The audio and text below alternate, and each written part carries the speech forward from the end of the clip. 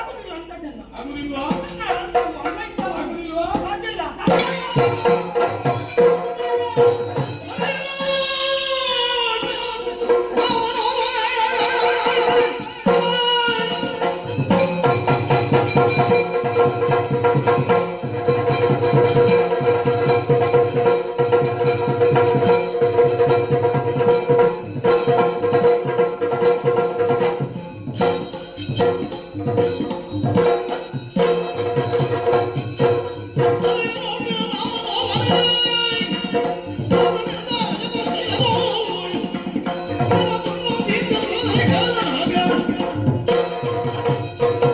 ಮಕ್ಕಳನ್ನು ಪಡೆದರೆ ಸಾಕಾಗುವುದಿಲ್ಲ. ಉತ್ತಮವಾದಂತಹ ಮಕ್ಕಳನ್ನು ಪಡೆಯಬೇಕು ಅಂತ ಹೇಳಲಿಕ್ಕೆ ಒಂದೇ ಸಾಕ್ಷಿ. 4 ಮಕ್ಕಳು ದಂಡ ಪಿಂಡಗಳು ಎಲ್ಲಿ ಹುಟ್ಟಿದವೇನೋ. ಆದ್ರೆ ಇವರಿಂದ ಯಾರಿಂದ ಒಬ್ಬೈತಾನೆ ನನ್ನ ಅಂತರಂಗದ ಪುತ್ರ, ನನ್ನ ಕಣ್ಮಣಿ, ನನ್ನ ರಾಮ. ಅವನನ್ನು ಕರೆಯುತ್ತಾನಂದ್ರೆ ರಾಮ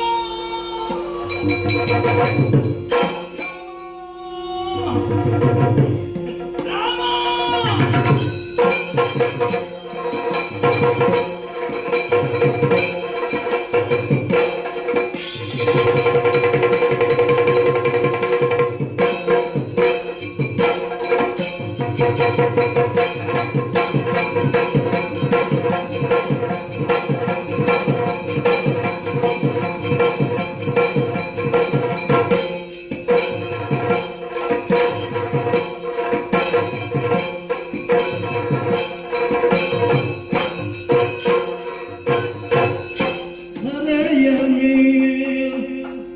ಎಡೆದ ಅಗ್ರಜರ ಕಂಡು ಹರೆಯ ಕೆಡೆದ ಅಗ್ರಜರ ಕಂಡು ದುಃಖದಿಂದಿರುವ ಮಾತೆಯನ್ನು ಮರುಗಿ ದುಃಖದಿಂದಿರುವ ಮಾತೆಯ ನೋಡಿ ಮರುಗಿ ಮನದಲ್ಲಿ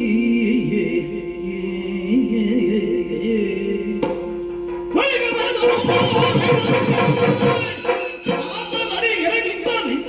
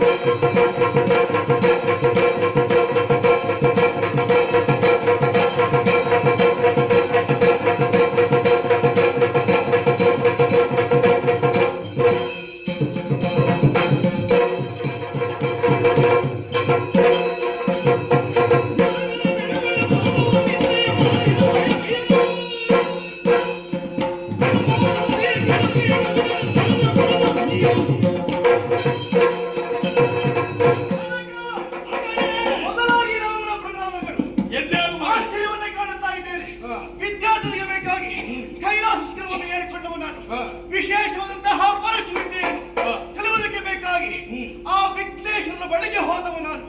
ಇನ್ನೇನು ಪರಶುವನ್ನು ಇದ್ದದ್ದೇ ತಡ ದೀರ್ಘವಾದ ಕಾರ್ಯ. ಮಗನೇ ರಾಮ, ಈ ಕಡೆಗೆ ಬಾ ಎನ್ನುವ ಹಾಗೆ ಬಂದು ನೋಡಿದ್ರೆ ಏನಪ್ಪ ಇದು? ಒಂದೆಡೆ ನನ್ನ ಅಗ್ರಜರು ಧರಾಶಾಯಿಗಳಾಗಿದ್ದಾರೆ, ಅಮ್ಮ ಧಾರಾಕಾರವಾಗಿ ದುಃಖಿಸ್ತಾ ಇದ್ದಾಳೆ, ಮುಖಾವಲೋಕನ ಹಾಗೆ ಕ್ಷೋಭಿಸ್ತಾ ಇದ್ದೀರಿ. ಯಾತಿಕರೇ ಏನಾಗಬೇಕು ಹೇಳಿ.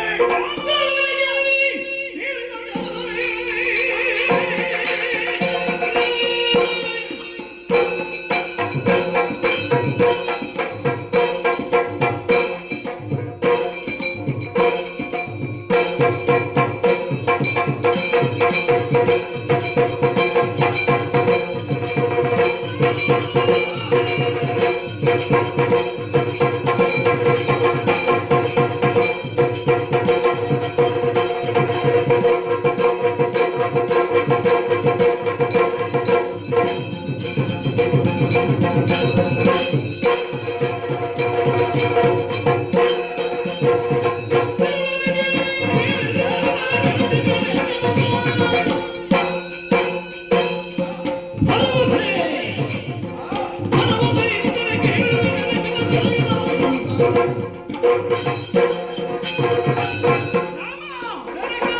ನಂದನ ವನದ ಹಾಗೆ ಕಂಗೊಳಿಸುತ್ತಿರುವಂತಹ ಈ ಆಶ್ರಮ ರುದ್ರ ತಾಂಡವಾಡುವ ಹಾಗೆ ಆಗಿದೆ. ಹೌದು. ಅದಕ್ಕೆ ಬಲವಾದಂತಹ ಕಾರಣಗಳಿರಬಹುದೆಂದು ನಿನಗೆ ತಿಳಿದಿರಬಹುದು. ಈ ವಾತಾವರಣ ಪ್ರಶಾಂತವಾಗಿತ್ತು, ಹಾ, ನೋಡಿದ್ರೆ ಅಶಾಂತಿಯ ತಾಣವಾಗಿ ಹೋಗಿದೆ. ಯಾಕೆ ಹೀಗೆ? ಯಾಕೆ ಹೀಗಾಗುವುದಕ್ಕೆ ಕಾರಣ ಏನು ಅಂತ ಕೇಳಬೇಡ ನೀನು. ಯಾಕೆಂದ್ರೆ ಜೀವನದಲ್ಲಿ ಪ್ರಶ್ನೆಯೇ ಹುಟ್ಟಿಕೊಂಡಿರುವಂತಹ ಹೊತ್ತಿ ಇದು ನನಗೆ. ಆಶ್ರಮ ಎಂಬುದು ಶಾಂತವಾಗಿರ್ಬೇಕಾಗಿತ್ತು. ಈ ರೀತಿಯಾಗಿ ಪರಿವರ್ತನೆಗೊಳ್ಳಬೇಕಾದ್ರೆ ಇದಕ್ಕೆ ಕಾರಣ ಏನು ಅಂತ ಹೇಳಿ ನಿನ್ನಲ್ಲಿ ಹೇಳುವುದಕ್ಕಿಂತ ಮೊದಲು ನಾನು ಆಡಿದ ಮಾತನ್ನು ನಡೆಸ್ತೇನೆ ಅಂತ ಹೇಳಿ ಸಾಕ್ಷ್ಯ ಕೊಡು.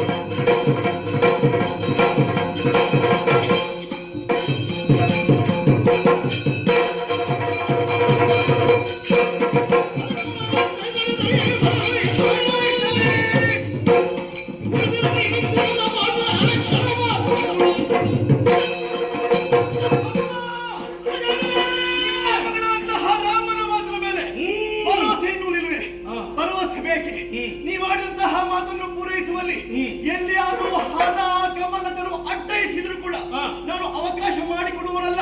ಇದು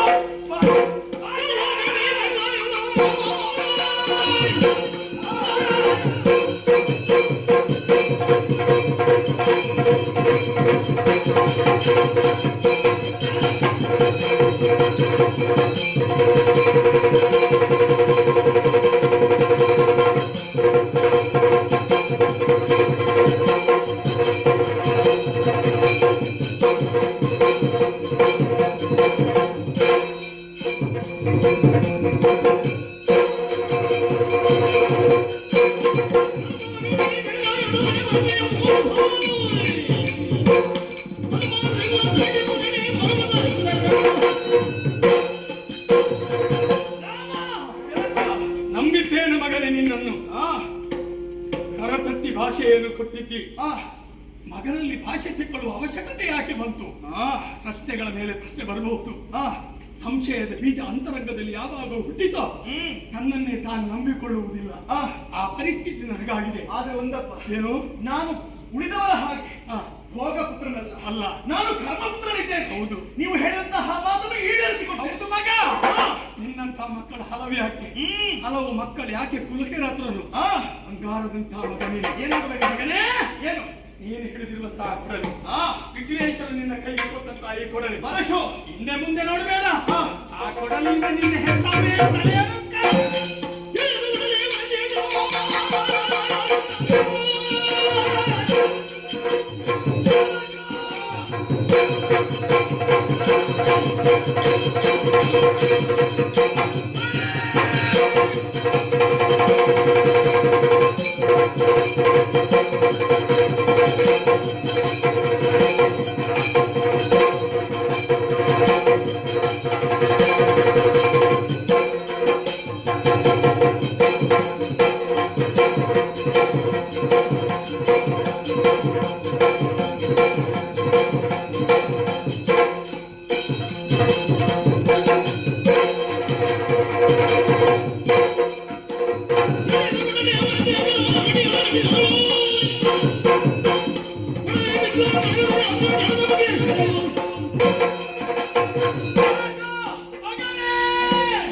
ಅಮ್ಮನ ಶಿರವನ್ನು ಕಳೆಯಬೇಕು. ಹೌದು ಮಗ. ಸರಿ, ಪಿತೃವಾಕ್ಯ ಪರಿಪಾಲನೆಯಬೇಕಾಗಿ ಇದು ರಾಮ ತಾಯಿಯ ಶಿರವನ್ನು ಕಡಿಯುತ್ತಾನೆ, ಜನನಿಯ ಶಿರವನ್ನು ಕಡಿಯುತ್ತಾನೆ.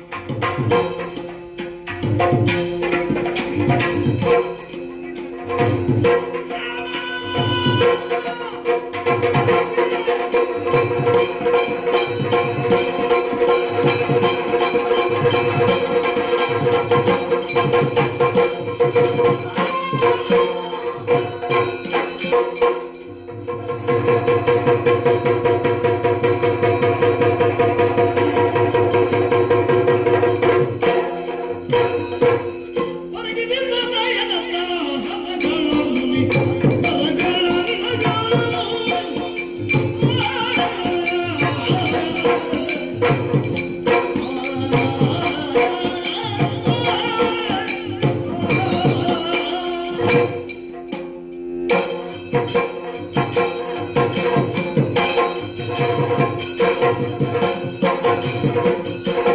ಹೊರಗಿನಿಂದ ನಯನದ ಹದಗಳ ಮುನಿ ಬರಗಳ ನಿನಗಾನು. ಕರುಣಿಗೆ ನೂರನು ಬೇಡೆಂದೆನಗೆ. ಕರುಣಿಗೆ ನೂರನು ಬೇಡೆಂದೆನೆ. ಪಿತಗೆರಗದ ಬೀಳಿಯನು. ಹೊರಗಿನಿಂದ ನಯನದ ಹದಗಳ ಮುನಿ ಬರಗಳ ನಿನಗಾನು.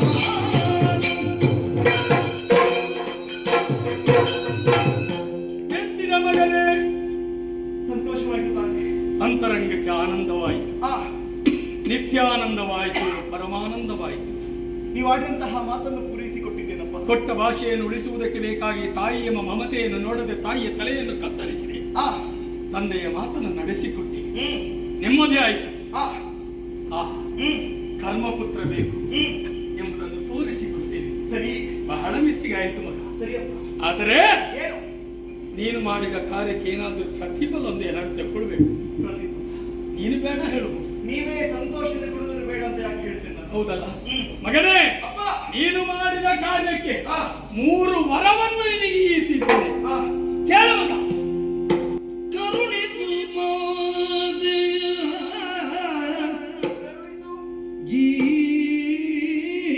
ಜೀವವನು ಎನ್ನಯ ಹಿರಿಯವರೀತ್ಯನೇ.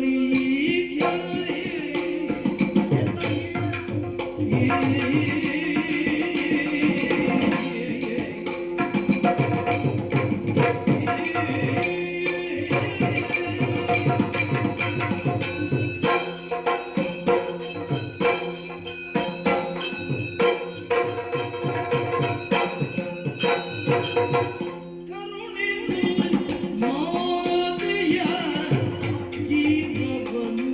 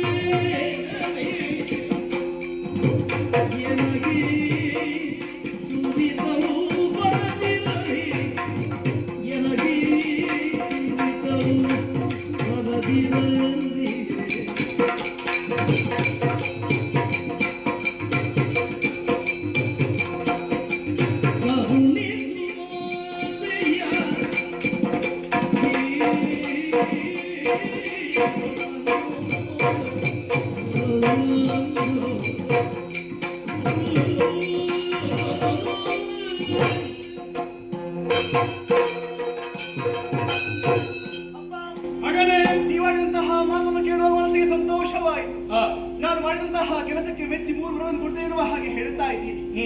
ಆದ್ರೆ ಪಡೆಯುವಂತಹ ನಾನು ಸರಿಯಾಗಿ ಆಲೋಚನೆಯನ್ನು ಮಾಡಬೇಕು. ಯಾವಾಗಲೂ ಯಾರಾದ್ರೂ ಏನಾದ್ರೂ ಕೊಡುತ್ತೇನೆ ಅಂತೇಳಿ ಇಟ್ಟನೆ ತಗೊಳ್ಬಾರ್ದು. ಸರಿ ಆಲೋಚನೆ ಮಾಡಿ. ಹೌದು, ನಮ್ಮ ಕೈಯಲ್ಲಿ ಉಳಿಯುತ್ತದೆ, ಎಷ್ಟದವರೆಗೆ ಉಳಿಯಬಹುದು. ಆದ್ದರಿಂದ ಆಲೋಚನೆ ಮಾಡಿ. ಮಾತ್ರವಲ್ಲ, ಪಡೆಯುವಂತಹ ನಾನು ಮುಂದಕ್ಕೆ ಅದನ್ನು ಸದುಪಯೋಗ ಪಡಿಸಿಕೊಳ್ಳಬೇಕು. ಖಂಡಿತ ಖಂಡಿತ. ಆ ಬಗ್ಗೆ ಸರಿಯಾದಂತಹ ತೀರ್ಮಾನವನ್ನೇ ಕೈಗೊಂಡಿದ್ದೇನೆ. ಮೊದಲನೇ ವರ ಬೇರೇನೂ ಅಲ್ಲ,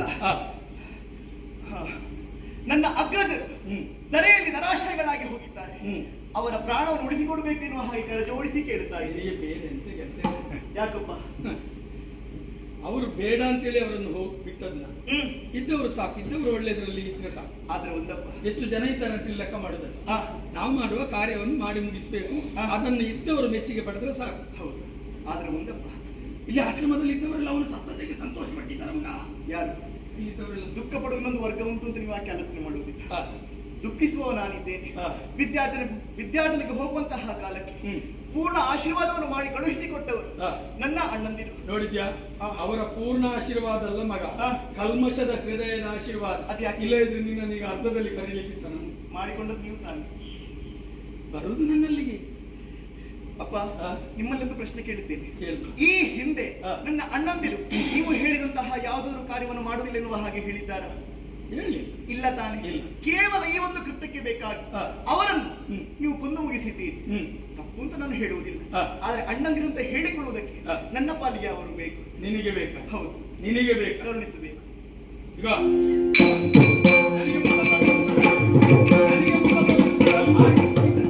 ಆಯ್ತಲ್ಲ ಆಯ್ತಲ್ಲ, ಒಂದಾಯ್ತಪ್ಪ. ಇನ್ನೆರಡು.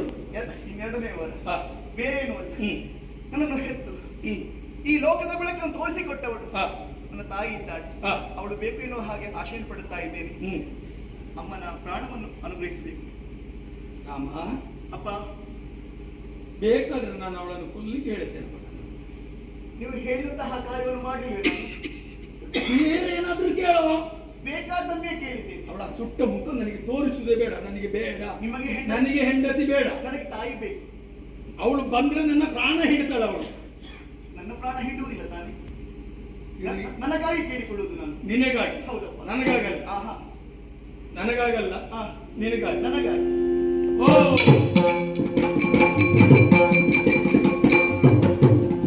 ಅಮ್ಮ, ವಂದಿಸಿಕೊಂಡಿದ್ದೇನೆ. ಈ ರಾಮನ ಅಪರಾಧವನ್ನು ಮನ್ನಿಸಬೇಕು ಎನ್ನುವ ಹಾಗೆ ಕರ ಜೋಡಿಸಿ ಬೇಡಿಕೊಡುತ್ತಾ ಇದ್ದೇನೆ.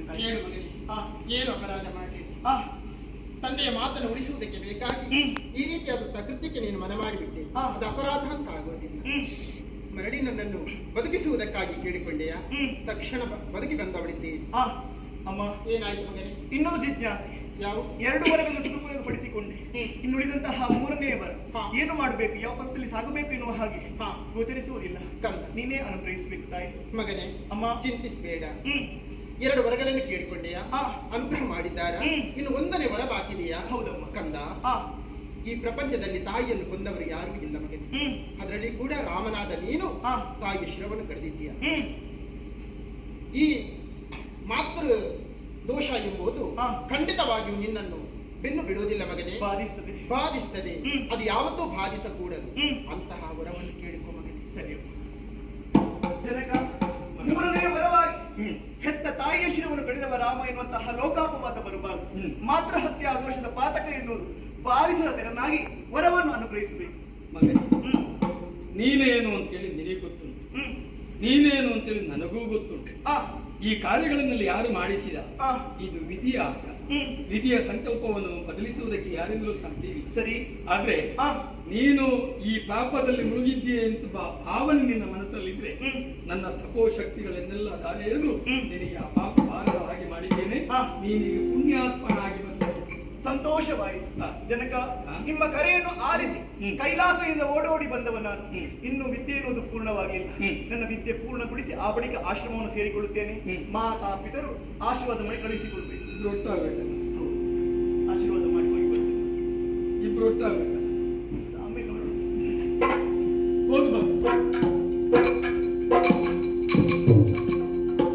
ನಮ್ಮ ಚಾನಲ್ನಲ್ಲಿ ಬರುವ ವಿಡಿಯೋಸ್ ನಿಮಗೆ ಇಷ್ಟ ಆಗಿದ್ರೆ ಲೈಕ್ ಮಾಡಿ, ಶೇರ್ ಮಾಡಿ, ನಮ್ಮ ಚಾನಲನ್ನು ಸಬ್ಸ್ಕ್ರೈಬ್ ಮಾಡಿ ನಮ್ಮನ್ನು ಬೆಂಬಲಿಸಿ. ಯಕ್ಷಗಾನ ಗೆಲ್ಗೆ.